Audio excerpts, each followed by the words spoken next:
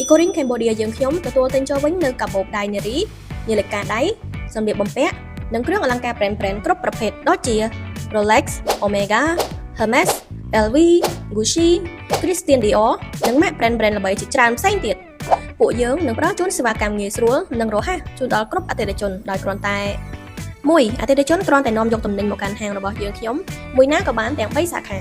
2ផ្ដល់ជូនទំនិញឲ្យក្រុមការងារពិនិត្យនិងវិតម្លៃគុណភាពនិងដាក់តម្លៃទិញចូលជាក់ស្ដែងក្នុងទីផ្សារបច្ចុប្បន្ន3អតិថិជននឹងទទួលបានសាច់ប្រាក់ភ្លាមៗពីហាងបន្ទាប់ពីសម្រេចចិត្តលក់ទំនិញឲ្យហាង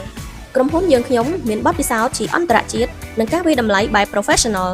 ផ្ដល់ជូននូវតម្លៃចំពោះទំនិញរបស់អតិថិជនយ៉ាងត្រឹមត្រូវស្របតាមទីផ្សារស្តង់ដារអន្តរជាតិសម្រាប់សាខាជាតិម៉ុង271ទំនាក់ទំនងលេខទូរស័ព្ទ096 76 03 168ឬ097 29 43 271ងាយស្រួលសុវត្ថិភាពខ្ពស់ស្តង់ដារប្រទេសជប៉ុនជប់សិនបងសម្រាប់សាខាទួលគោកនិងសាខាជាតិម៉ុង271មានតែទទួលទិញចូលប៉ុណ្ណោះ